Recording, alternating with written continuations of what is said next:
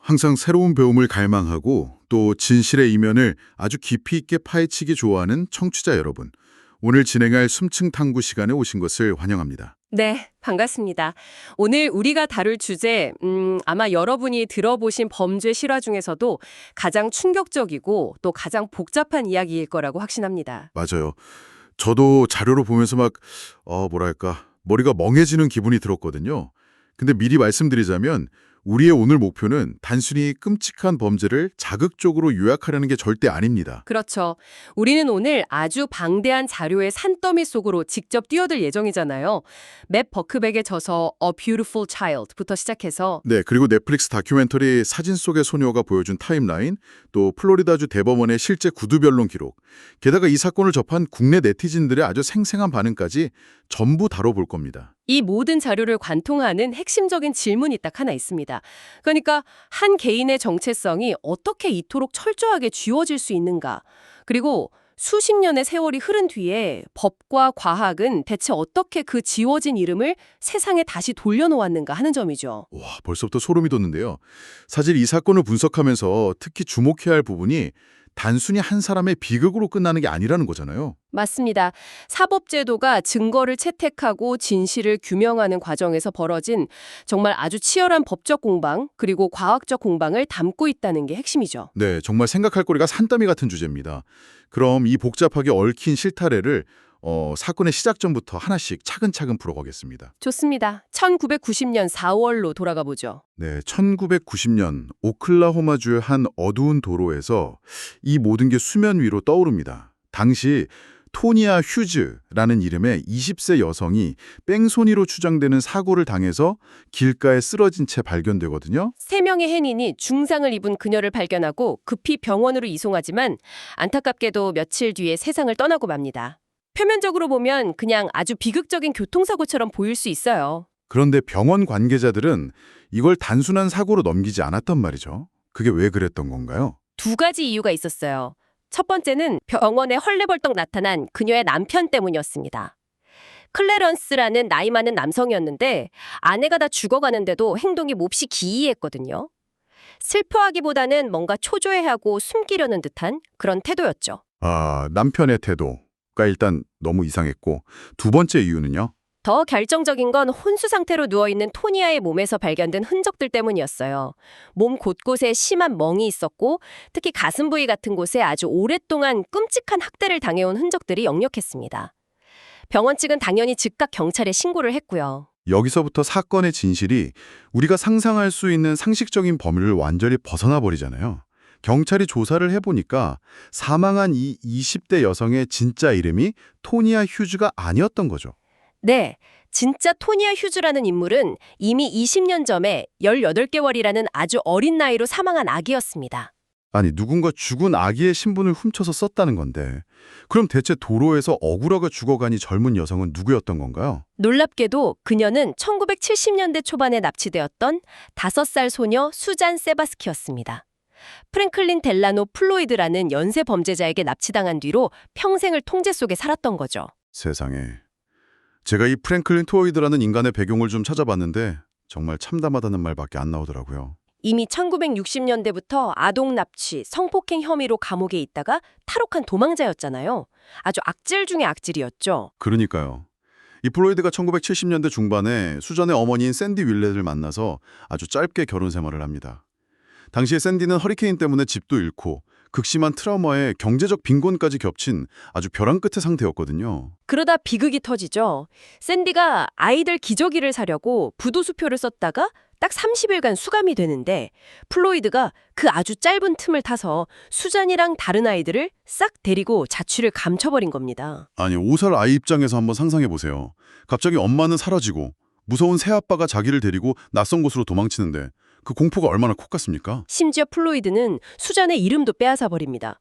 수잔을 샤론 마셜이라는 새로운 가명으로 부르게 하고 자기가 진짜 친아빠인 것처럼 행세하면서 키우거든요. 제가 이 자료들 보면서 진짜 마음이 무너졌던 부분이 뭐냐면요.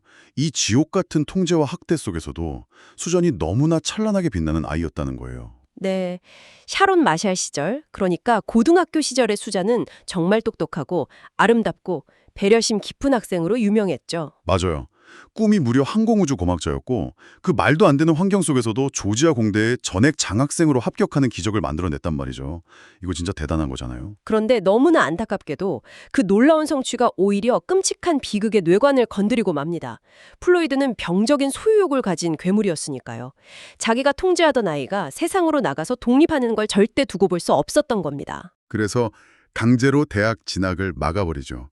게다가 이거 정말 입에 담기도 끔찍한데 그녀를 임신시킨 다음에 플로리다주 템파로 데려가서 억지로 스트립 클럽에서 일하게 만들잖아요.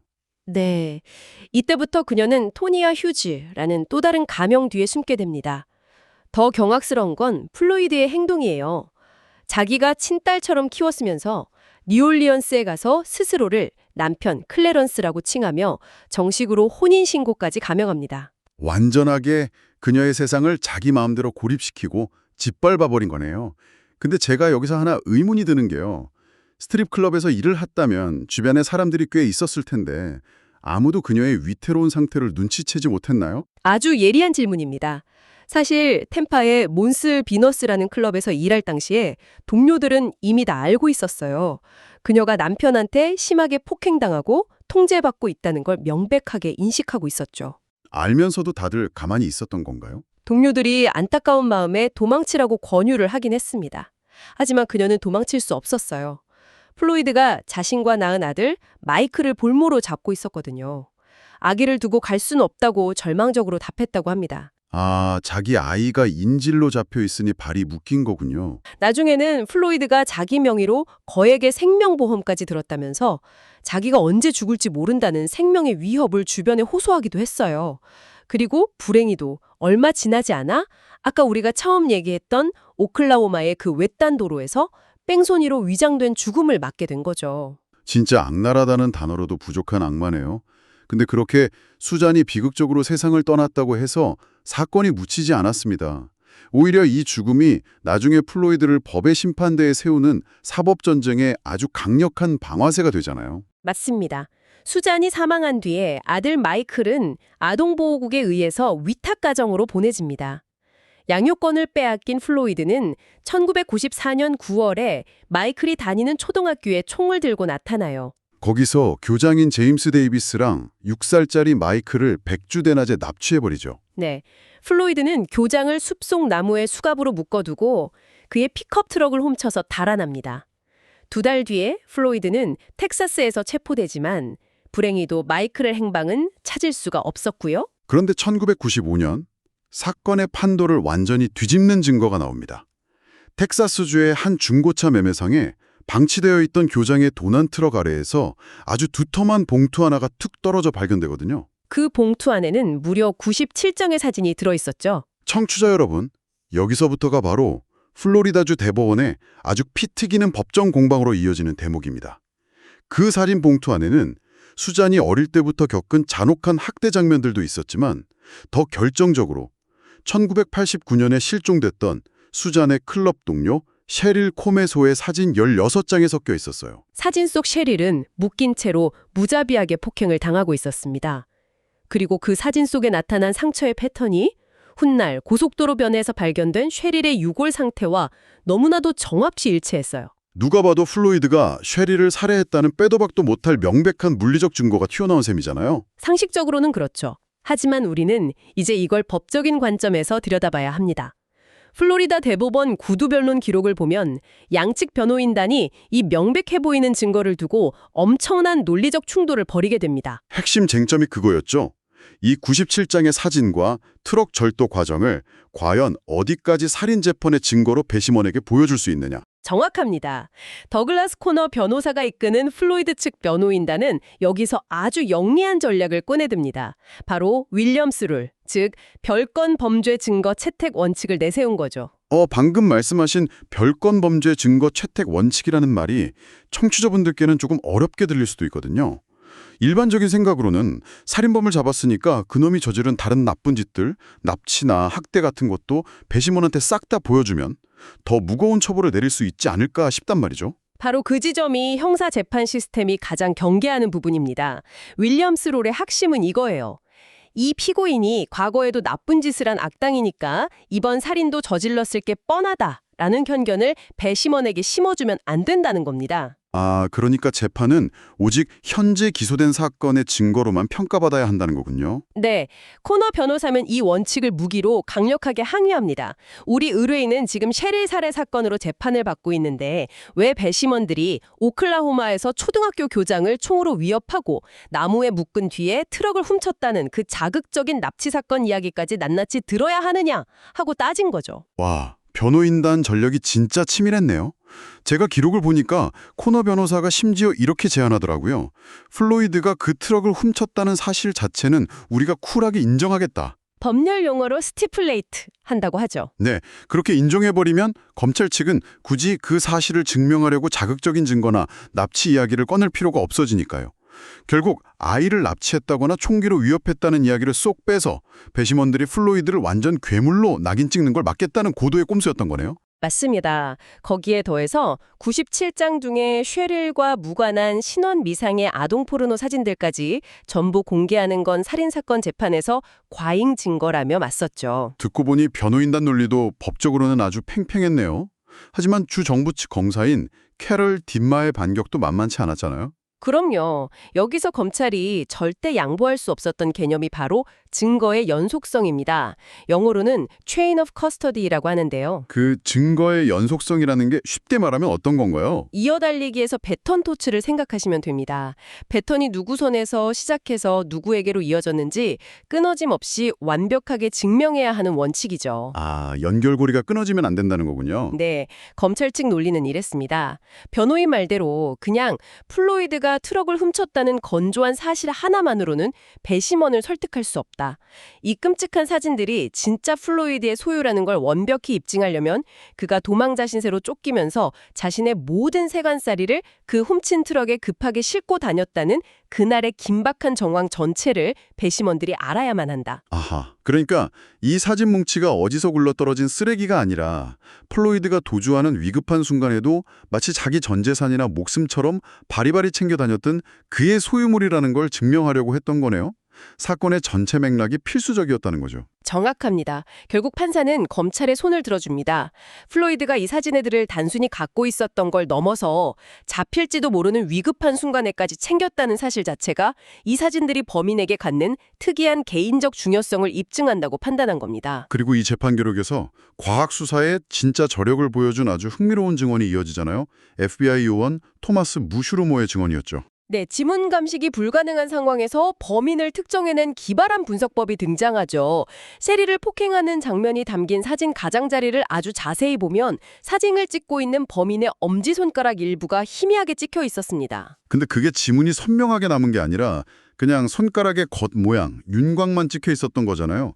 그걸로 동일 인물이라는 걸 증명하는 게 가능한 일입니까? 당연히 변호인단도 똑같이 반발했습니다. 아니 배심원들도 눈이 있는데 굳이 전문가가 나와서 손가락 외형 모형을 비교할 필요가 있느냐고 조롱했죠. 하지만 무슈르모 요원은 물러서지 않았습니다. 여기서 그 유명한 나란히 비교 기법을 선보이게 되죠. 맞습니다. 플로이드가 체포된 후에 찍은 그의 실제 엄지손가락 사진과 범행 사진 속에 찍힌 그 희미한 엄지손가락을 나란히 놓고 확대해서 분석하는 기법이었습니다. 흉터의 위치라던가 손톱의 미세한 굴곡, 피부의 주름 패턴 같은 외형적 특징들이 완벽하게 일치한다는 걸 전문가의 눈으로 증명해낸 거군요. 네, 이 증언이 주 정부 측의 가장 강력한 무기가 되었습니다. 결국 이 치밀한 과학적 분석 덕분에 셰릴 코메소 살인 혐의로 플로이드에게 가속방 없는 사형 선고를 안겨주게 되죠. 결정적 타격이었습니다. 치열한 법리 공방과 과학 수사가 결합해서 마침내 이 연쇄살인범을 영원히 사회에서 격리하는 데 성공했습니다. 자, 하지만 우리는 여기서 이 사건의 가장 본질적인 질문으로 다시 돌아와야 합니다. 범인은 감옥에 갔지만 진짜 피해자는 아직 이름을 찾지 못했다는 사실이죠. 네, 억울하게 죽은 우리의 주인공. 2000년대 초반까지도 자기 묘비에 진짜 이름조차 적히지 못했던 그녀의 정체성은 대체 어떻게 찾을 수 있었을까요? 사법 시스템이 가해자를 처벌하는 데는 성공했지만 피해자의 지워진 이름까지 곧바로 되찾아주지는 못했단 말이죠. 법의 역할이 끝난 바로 그 지점에서 비로소 평범한 사람들의 연대가 시작되었습니다.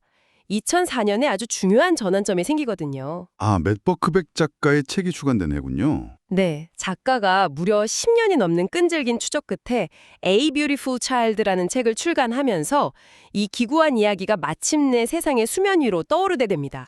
이 책 한 권이 사건의 판도를 완전히 바꿔놓았죠. 제가 당시 반응을 찾아보니까 진짜 폭발적이더라고요. 수많은 독자들과 아마추어 탐정들이 인터넷 웹사이트를 개설하고 자발적으로 제보를 쏟아내기 시작했습니다. 단순한 호기심이 아니었어요. 지옥 같은 삶 속에서도 그렇게 찬란하게 빛났던 이 아름다운 소녀에게 우리가 반드시 진짜 이름을 찾아주자는 거대한 연대의식이 싹튼 겁니다. 이런 대중의 뜨거운 관심과 압박이 결국 공권력을 다시 움직이게 만들잖아요. 국립실종착취아동센터와 FBI가 이 오래된 미제 사건을 재수사하게 된 강력한 원동력이 된 거죠. 하지만 수사가 재개되었어도 가장 큰 난관이 하나 남아 있었습니다. 바로 과학적인 입증이었죠. 사건 발생 후 수십 년이 지나면서 수잔의 시신에서 채취했던 DNA가 너무 심하게 손상된 상태였거든요. 기술적으로 한계에 부딪힌 상황이었는데 여기서 정말 기적 같은, 아니 어떻게 보면 눈물 나는 돌파구가 열리잖아요. 네, 수잔이 플로이드의 강압으로 템파의 클럽에서 일하던 1989년 무렵에 사실 딸을 하나 출산한 적이 있었습니다. 수잔인 그 괴물 같은 플로이드로부터 자기 아이만은 지키려고 출산 직전에 입양기관 사람들에게 제발 이 아이를 안전하고 좋은 가정으로 보내달라고 아주 간절하게 부탁을 했었죠. 그렇게 입양을 갔던 딸 메건이 성인이 되어서 자기의 진짜 뿌리를 찾고 싶다며 수사기관에 직접 연락을 해온 겁니다. 와, 진짜 소름 돋지 않습니까? 유전학 기술도 그동안 눈부시게 발전했잖아요. 맞습니다. 과거에는 분석이 아예 불가능했던 수잔의 그 손상된 DNA 조각들을 딸 메건의 온전한 DNA와 대조하는 정밀 작업이 가능해진 겁니다. 그리고 마침내 2014년 두 사람의 유전자가 정확히 일치한다는 결과가 나옵니다. 1970년대에 엄마가 잠시 감옥에 간 사이 납치되었던 그 5살 소녀. 평생을 수많은 가명으로 불리며 숨죽여 살아야 했던 그녀의 진짜 이름이 수잔 세바스키라는 사실이 과학적으로 완벽하게 입증된 순간이었네요. 네, FBI의 범죄인 DNA 데이터베이스인 코디스에도 마침내 그녀의 진짜 정보가 정식으로 등록되었습니다. 그리고 수잔의 이름이 밝혀지던 2014년 같은 해에 감옥에 있던 플로이드도 결국 입을 열죠. FBI 요원들과 아주 끈질긴 면담 끝에 1994년에 납치했던 수잔의 아들 마이클을 어떻게 했느냐는 질문에 자백을 합니다. 납치 당일 자기가 아이의 머리 뒤에 총을 2발 쏴서 살해했다고 실토했죠. 아이가 고통받지 않게 하려고 뒤에서 쏘았다는 그야말로 악마 같은 변명과 함께요. 진짜 숨이 턱 막히네요. 하지만 수십 년 만에 딸 메건은 어머니 수잔의 묘비를 찾아갑니다.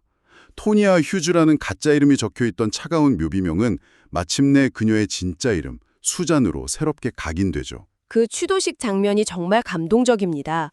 고등학교 시절 샤론이라는 이름으로 그녀의 영민하고 따뜻했던 모습을 기억하던 수많은 친구들이 찾아와서 함께 눈물을 흘렸거든요. 한 개인의 역사가 무참히 지워졌다가 오랜 세월 끝에 다시 복원되는 숭고한 순간이었습니다.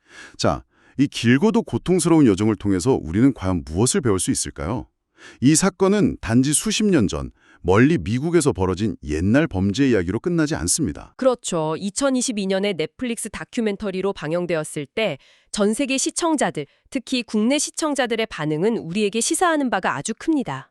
제가 다큐멘터리 공개 이후에 덕후나 톡갱이 월드 같은 국내 대형 온라인 커뮤니티에 올라온 반응들을 싹 다 종합해봤거든요. 대다수의 분들이 엄청난 충격과 깊은 후유증을 호소하시더라고요. 네티즌들의 반응을 꼼꼼히 살펴보면 대중이 이 사건의 뼈대, 그러니까 시스템과 사회의 방관이라는 본질을 아주 정확히 꿰뚫고 있다는 걸 알 수 있습니다. 한 네티즌은 엔딩 자막이 올라가는데도 너무 가슴이 아파서 통곡을 했다고 적었더라고요. 수많은 리뷰에서 공통적으로 던진 아주 뼈아픈 질문이 딱 하나 있습니다. 만약 그 긴 시간 동안 누군가 단 한 명이라도 조금만 더 일찍 살폈다면 어땠을까? 맞습니다. 수잔의 주변에는 언제나 사람들이 있었거든요. 스트립 클럽의 동료들은 그녀가 남편이자 아빠라고 불리는 기괴한 자에게 폭행당하고 있다는 걸 명백히 알았습니다. 고등학교 시절 친구들도 그 집안의 통제가 어딘가 비정상적이라는 걸 느꼈잖아요. 심지어 초등학교 교장 선생님도 플로이드가 처음 나타났을 때 분명 섬뜩한 이상함을 감지했을 거고요. 대중의 분노와 눈물 이면에는 우리 사회가 학대받고 고통받는 이들을 투명인간 취급하며 그냥 지나치고 있는 건 아닌지 그런 깊은 자성이 담겨 있는 겁니다. 눈앞에 명백한 폭력의 징후가 있었음에도 그리고 통제 때문에 제대로 된 구조 요청조차 하지 못했던 수잔의 그 처절한 신호가 있었음에도 불구하고 주변 사람들은 그저 남의 가정사라거나 조금 특이한 사람으로 치부하며 방관했죠. 악을 행한 범죄자의 잔혹성만큼이나 평범한 사람들의 무관심이 어떻게 한 인간을 끔찍한 지옥 속에 방치하게 되는지 적나라하게 보여지는 사건입니다. 오늘 우리는 오살에 납치되어서 자신의 이름조차 박탈당했던 수잔 세바스키의 비극적인 삶을 깊이 되짚어봤습니다. 그리고 플로리다주 대법원에서 벌어진 그 날선 증거 채택 공방을 통해서 사법제도가 진실을 증명하기 위해 얼마나 치열한 논리의 싸움을 벌이는지도 살펴봤죠. 결론적으로는 첨단 과학의 발전, 그리고 진실을 포기하지 않은 대중의 끈질긴 추적이 그녀에게 수잔이라는 본래의 이름을 되찾아 주었습니다. 하지만 그 기나긴 세월 동안 그네를 둘러쌌던 수많은 사람들의 침묵과 방관이 남긴 상처는 그 어떤 훌륭한 법과 과학으로도 결코 되돌릴 수 없었죠. 자, 청취자 여러분. 오늘 탐구를 마치면서 여러분에게 아주 묵직한 질문을 하나 던지고 싶습니다. 오늘날 우리는 디지털 발자국, 스마트폰 위치 추적, 수많은 CCTV가 깔린 세상에 살고 있잖아요. 네, 무한한 데이터망을 통해서 그 어느 때보다 사람을 쉽게 식별하고 추적할 수 있는 최첨단 시대죠. 기술적으로만 본다면 누군가 흔적도 없이 사라지기가 가장 어려운 세상이 맞습니다. 하지만 정작 우리 바로 눈앞에서 내 일상이 테두리 안에서 소리 없이 고통받으며 구조를 요청하는 이들을 향해 우리의 관찰력과 공감 능력은 과연 과거 수잔의 이웃들보다 더 나아졌다고 자신 있게 말씀하실 수 있습니까? 한 번쯤 깊이 돌아봐야 할 문제입니다. 혹시 스마트폰 화면에만 시선을 뺏긴 채 여러분의 일상 속 보이지 않는 사각지대에서 간절히 손을 내밀고 있는 누군가를 무심코 지나치고 있는 것은 아닌지 한번 깊이 생각해 보시기 바랍니다. 지금까지 세상에 묻힌 지식과 진실의 이면을 가장 깊이 있게 파헤치는 여러분의 안내자였습니다. 다음 시간에도 흥미로운 심층 탐구로 찾아오겠습니다.